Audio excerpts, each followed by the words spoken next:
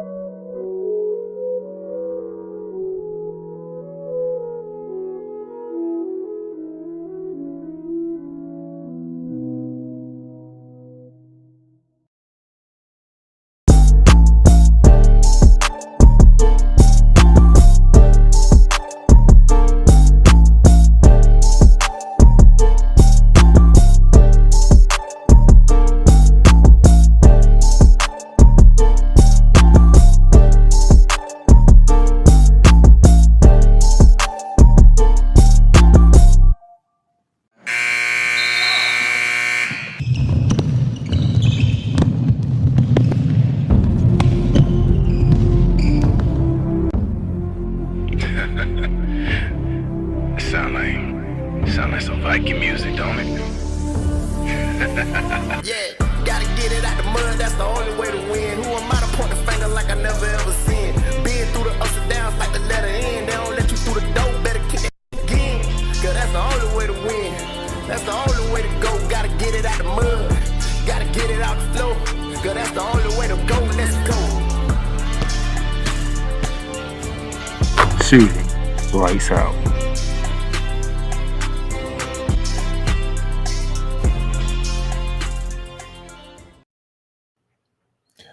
Good afternoon, ladies and gentlemen. Welcome to Shooting Lights Out on this October 7th, 2024. Your boys in the building, and yes, winner take all game 5 for a spot in the WNBA finals. Because one spot has been clinched. We will see that game take place up in New York. We will get to them and how they got to the finals in a minute. But first and foremost, we're going to do a little thing different. We're going to go around the hardwood, but it's going to be a little difference because we're going to go around the WNBA because a lot of awards was taken up. And we want y'all to make sure that y'all know what's going on in the WNBA. So let's go around the hardwood.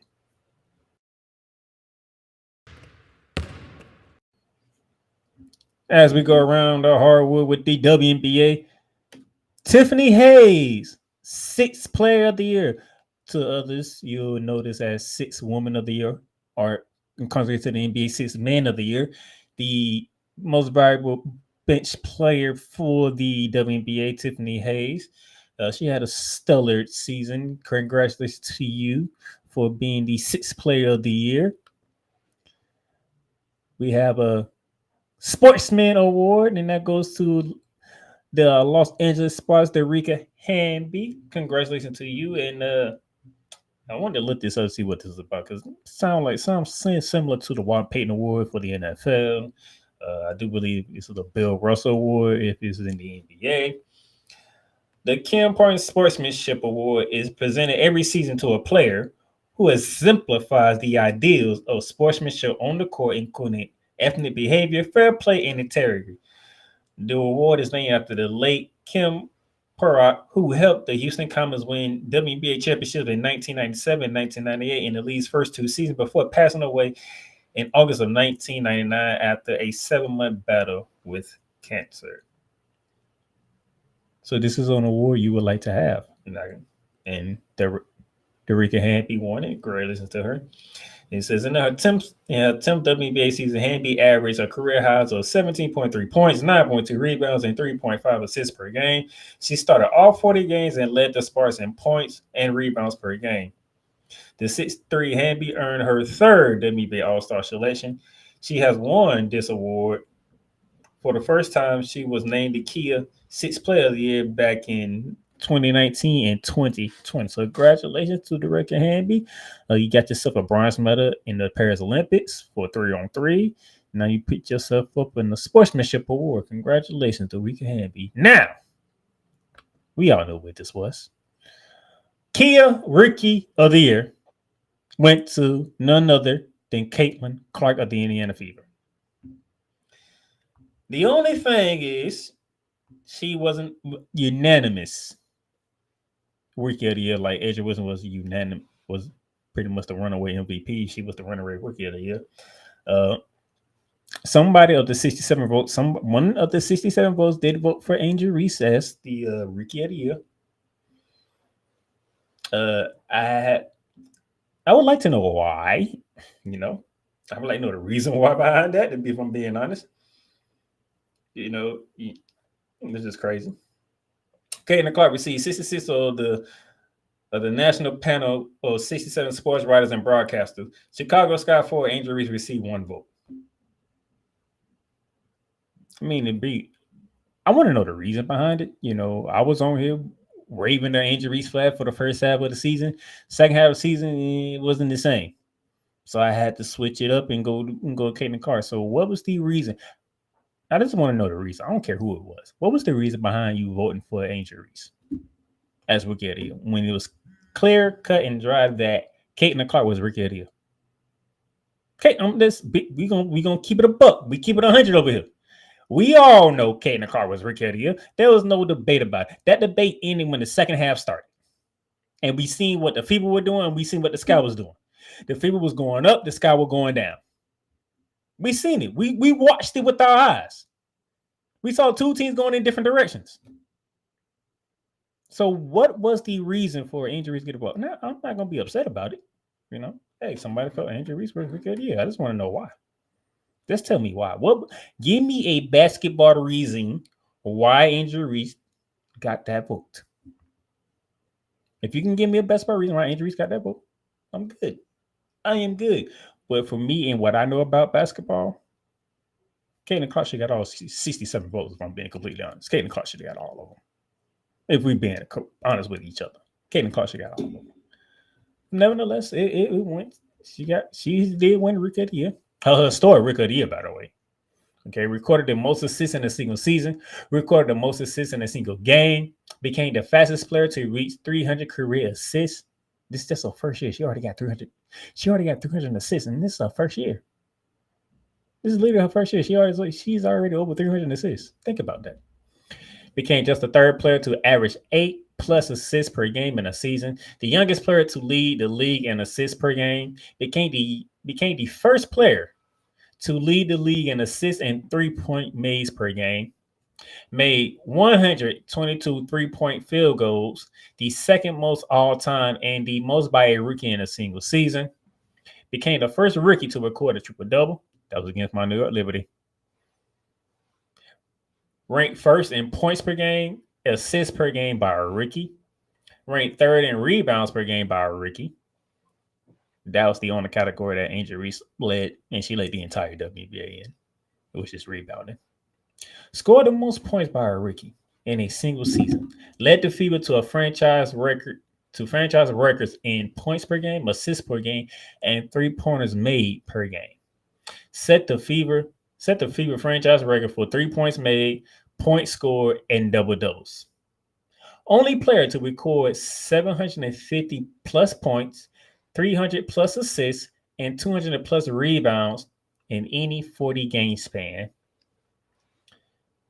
Total 8, 20 points, 10 assist games, the most in a single season. You cannot deny what Caitlin Clark brings to the table. Yeah, there have been some vitriol, some back and forth between why Caitlin Clark's getting all this notoriety, why everybody. Well, when you're a rookie and you have this accolade right here, you can see why. She is a baller. Okay. So I want people on both sides, Caitlin Clark fans and non-Caitlin Clark fans. I want y'all to understand this. Does the media overdo it with the Caitlin Clark coverage? Yes. But understand this. She's worth the coverage because she is balling. She can ball. There's no ifs, ands, or buts about it. Look at this. This rookie did all this in her first year. Angel Reese did what she did her first year. Now, Cameron Brent wanted to sold the 20s. Yeah, I want to see what she would have did with a full 40 games because she was leading the lead in blocks. You had one player leading the league in assists, which is Caitlin Clark. You had another rookie leading the league in rebounds, Angel Reese, and you had another rookie before she suffered an ACL injury back in June, I believe, in Cameron Brent, who was leading the lead in blocks. This rookie class is something special, and Caitlin Clark's the head of it. There's no she got her team into the playoffs. They went 20-20. That's the first time the Indiana Fever has won 20 games since 2012, which is the last time they was in the playoffs, ironically. So, Caitlin Clark, you did your thing, girl. You did it. You deserve Rookie of the Year. You got it. And not only did you get Rookie of the Year, you also are on the all-rookie team along with Angel Reese from the Chicago Sky. Speaking of Chicago Sky, Camila Cardoso is on the all-rookie team. The LA Sparks, Rike Jackson is on that team. And Lorene Fibish from the New York Liberty is on the all-rookie team. And speaking of our, not only did we get the all-rookie team, we got the all-defensive team. Second all-defensive team for the WNBA, led by the Connecticut Sun's Alicia Thomas, the Minnesota Lynx, Alina Smith, Seattle Storm's Nneka Ogwumike, New York Liberties, John Croy Jones, and Phoenix Mercury, Natasha Cloud. That is second team. But the first team, look at this first team, y'all. Look at this first team. Nafisha Kaya of the Minnesota Lynx, the defensive player of the year. The runaway MVP and unanimous MVP, by the way, Asia Wilson of the Las Vegas Aces. Easy Magnaball, the big center for the Seattle Storm. Dejanay Carrington, the two-way guard for the Connecticut Suns. And, of course, from the New York Liberty, Brianna Stewart. Look at that first-team defensive team. Good Lord. How are you going to score on that team? That's what if that team was ever put together, how would you score on that team? That's all I want to know. Because all of them, Maglabon's a hell of a shot blocker, along with Brianna Stewart and Asia Wilson. Nafisha Kaya can block shots too. You got 4 shot blockers on the team. Nafisha Kaya can D you up on the outside and in the inside. Brianna Stewart to Asia Wilson, she can move her feet, and then Dejanay Carrington speaks for herself. That's what she did to the opposing guards, including Caitlin Clark. That girl can play some defense, okay? That girl can really play some defense. But that is your first and second all-defensive team for the WNBA. And that would do it for this edition of Around the Hardwood. All right, we're going to take our long commercial break. We're going to take one commercial break here. We ain't going to be here too long because we got to talk WNBA semifinals. One spot has been taken for the WNBA finals, and there's another one need to be taken, and it'll be taken in a game 5. Stay right here. We'll be right back for more shooting. Lights out. I love you morons. New Kids on the Block, New Edition, dear whatever the law firm is. Sincerely, the U.S. Supreme Court. Ben Affleck, Matt Damon, go yourself again, Jason Whitlock.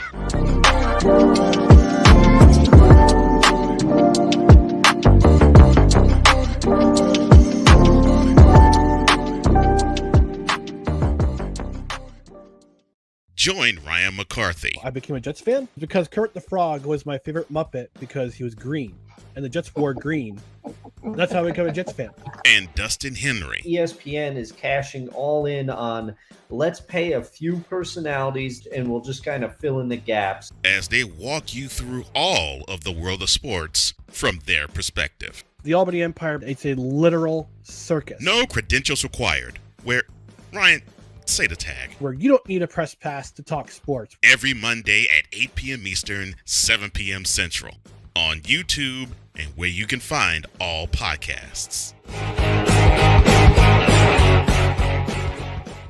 WWE Shop is your online source for all things WWE. Be a part of the excitement and score wrestling gear for big events like WrestleMania or SummerSlam. From current superstars to legends, from Raw to SmackDown to NXT. Don't miss this chance to shop for the most awesome WWE merch. Shop for the best deals as well as WWE gift cards and save big on your favorite items. WWE Shop at Fanatics Experience. Cool McCain. You thought you wanted Gunther against Chad Gable, but you didn't. And I'm going to tell you why. Chad Gable would take everything that Gunther's done and bury it. The Playmaker. It was on site. AJ Styles walked out there seeing LA Knight. Oh, okay. And then LA Knight hopped out the car. Let's go. Break down everything in TNA, AEW, and all of the WWE programming.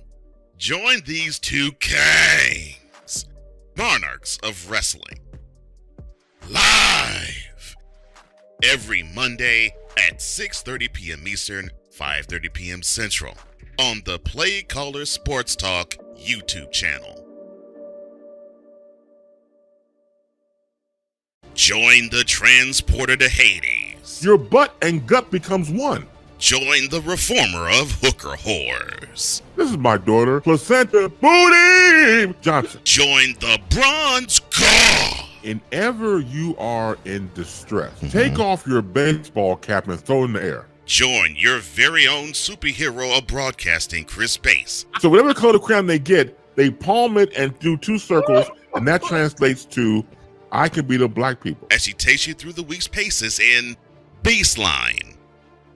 Live every Saturday at 8 a.m. Eastern, 7 a.m. Central, Pacific time zone people, just stay asleep when this is on live and just catch the recording.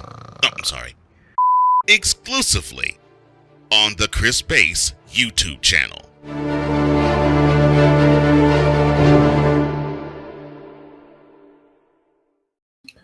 All right, ladies and gentlemen, welcome back to Shooting the Lights Out here on this lovely Monday. And shout out to Cameron12, who's in the chat saying, when does the game start? I will get to that, Cameron. Let's stay tuned because we finna recap what took place on yesterday. Because you see, we are down to the final 14. It's the semifinal best out of 5.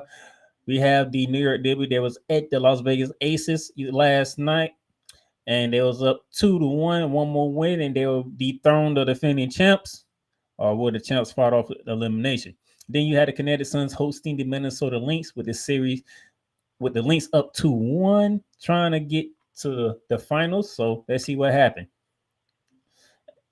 The New York Liberty handled business. The Connecticut Suns defended home court. Man, what a day. What a day it was Sunday with a lot of football that happened too. But I was tuned into my WNBA while watching football at the same time.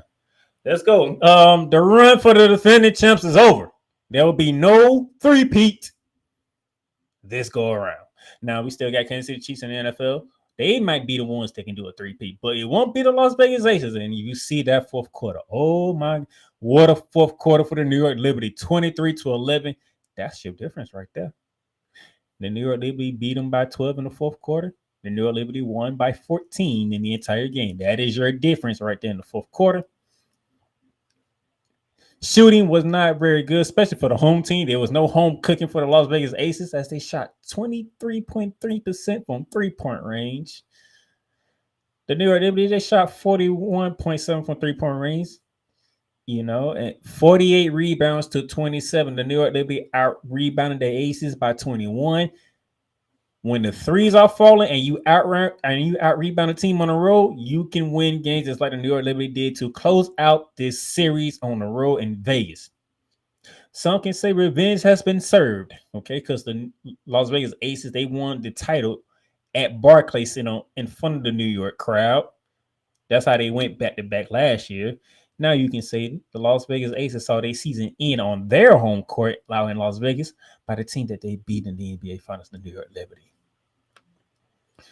As you can see, the big three of Breanna Stewart, John Crowell Jones, and Sabrina Ionescu all showed up for this game. Stewie, 19 points, 14 boards, 5 dimes.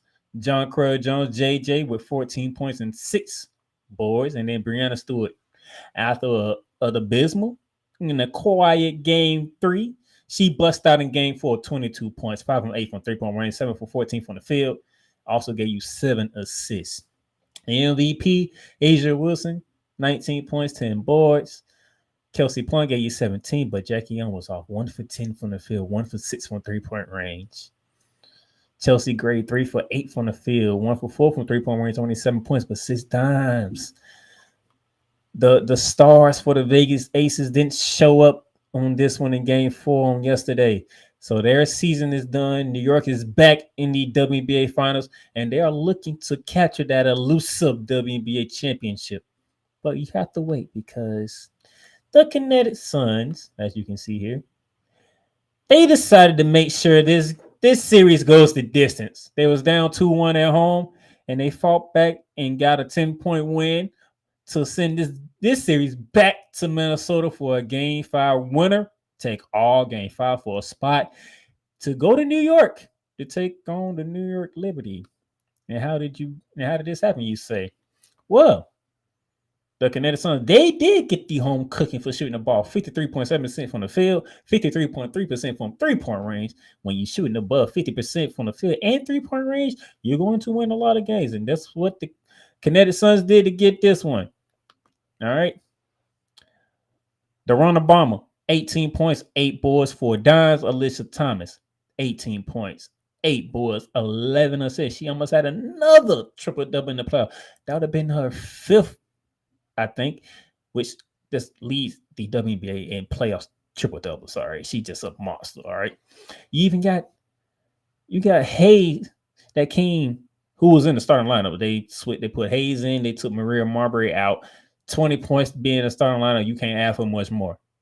You cannot ask for much more than 20 points from your guard. And then Dejanay Carrington, 15 points. You got production from everybody that you need to get production from.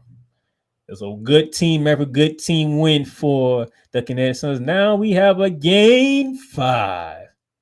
And those of you who want to know what Game 5? Game 5 is tomorrow. 8 p.m. ESPN2. Whoever wins takes the trip to New York for the WNBA Finals. But this is going to be a very interesting Game 5 because this is it. This is all she wrote. It's win or go home. This is what we love. This is pretty much the WNBA's Game 7. We want to compare it to the NBA. This is the WNBA's Game 7, which is a Game 5. And Cameron says, I hope Lynx win this game. Not only him, but Pharaoh X also said the Minnesota Lynx will bounce back. So we got 2 people going for the Minnesota Lynx to get to the WNBA Finals. No Connecticut Suns love I see here. Okay, Connecticut is on the outside. But this is going to be a game. I want to see them all put it on the floor because Nafisha Carter, she found after what took place in Game 1 when they put the clamps on her, she came out busting. She went off on Game 2 to make sure they got that tie the series up. Went on the road, made sure they took the series lead, but Connecticut responded in Game 4. And the winner of this game, so that's how y'all know, the winner of this game will meet the New York Liberty Thursday, October 10th, 8 p.m. ESPN. So once Tuesday ends, look forward to Thursday because that is the start of the WNBA Finals. It is a best of 5. Just like the semifinals, it's a best of 5. So 3 more wins for New York, they are champions. 4 more wins for Connecticut or Minnesota, and they are champions. So I'm looking forward to this. I'm looking forward to Game 5 tomorrow. 8 p.m. I will be watching closely and intently as I am a New York Liberty fan. I want to see who we get. And those of you who remember, I said this a while back when we get ready for the playoffs that the New York Liberty most likely will have to go through Minnesota to win the title. So it'll be fitting for it to be Minnesota because Minnesota has owned the New York Liberty. And those of you who are out there and you were out there on Facebook and social media was clapping at the chance for losing to New York, I need y'all to pay attention because if you were paying attention, the New York Liberty has beaten the Las Vegas Aces 6 out of the 7 games this season. 3-0 in the regular season, 3-1 in the semifinals. So those of you who want to complain about the Aces having AJ Wilson, Kelsey Plum, Chelsea Gray, Jackie Young, all being Olympians and back-to-back defending champions, you gotta understand how the season went for them when it came against New York. They had a hard time playing against New York, and it showed. That's why they're ousted and not getting a three-peat. Now, for the New York Liberty, as a New York Liberty fan, I want the Lynx. You know why I want the Lynx? Because we haven't beaten the Lynx. We beat the Lynx. I think the Lynx have. If you look at the regular season, it will say 2-1 Lynx. Because the Commissioner Cup game doesn't count in a regular season. So to me, it's more like 3-1 Minnesota because they beat us on our home court. Well, it wasn't really our home court. We went to Staten Island to hold that game. It wasn't at the Barclays Center. Nevertheless, it was in Staten Island. It was still in New York. They beat us in our own home state. So I need the New York Liberty to show that they can beat the Minnesota Lynx because, hey, I know it'll say regular season. It'll probably say 2-1, but they don't count the Commissioner's Cup. So I'm saying 3-1 as Farrell puts in the chat for me. Minnesota owns the series 3-1 over the Liberty. See, they didn't count the Commissioner Cup, so you got to add the Commissioner Cup game into that. Okay, I don't want to throw anybody off. Whatever you see, if you go and you see the regular season, they're not going to show the Commissioner's Cup game, so you got to add that game to it. We only beat them one time this whole season, and I don't like that. I don't like that one bit. Now, on the Connecticut side, Connecticut is in the same situation that we is with Minnesota. Connecticut feels that way when it comes to New York. New York's been kicking their ass for the past 2 seasons. Okay. And that's one of the reasons why they went and got and traded for Maria Marbury, because they get blown by us. The physicality, we can handle the physicality. And the thing is, we can score with the physicality. Connecticut was having trouble scoring with the physicality. So I had to bring somebody in like a Maria Marbury that can open the floor. And when she's been in Connecticut, that's what she has done. So Connecticut feels like us when it comes to Minnesota. And it's going to be an interesting finals. I just know that. Either Connecticut going to get out of there and we're going to want to show the world that they can beat New York, or Minnesota get in. And Minnesota want to show they can still dominate New York, while New York says, no, we can beat you. We know we can beat y'all. We just have to prove it. So Thursday, that's the start of the WNBA Finals. But first order of business is tomorrow, 8 p.m. ESPN 2, Game 5, Suns links up in the Twin Cities of Minneapolis, Minnesota, the Target Center. Winner moves on to Thursday to face the New York Liberty in Game 1. All right. And that will do it for this episode of Shooting Lights Out. Thank y'all for tuning in. Thank y'all for watching. If you're watching on the Playmakers Bar Network YouTube channel, hit that subscribe button, hit that notification. So anytime we go live, you know what we're talking about, whether it be bearing down the gridiron for college football, which will be Wednesday, Rambley Talk, which is Thursday, or even Shooting Lights Out when we step into the WNBA Finals. So thank y'all for tuning in. Thank y'all for subscribing. I will catch y'all with the WNBA Finals. Okay? Deuces.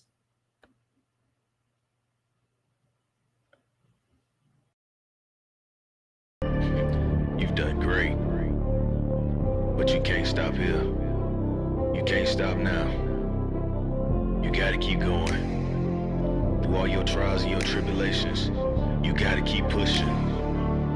Now, finish your canvas. Yeah, gotta get it out the mud, that's the only way to win. Who am I to point the finger like I never ever seen? Been through the ups and downs like the letter N. They don't let you through the door, better kick that again. Cause that's the only way to win. That's the only way to go. Gotta get it out the mud. Gotta get it out the floor. Cause that's the only way to go. Let's go. Thank you for tuning in to today's episode. If you want to follow the podcast, you can follow it on all streaming platforms, including Apple Podcasts, Google Podcasts, Spotify, Stitcher, and a whole lot more. This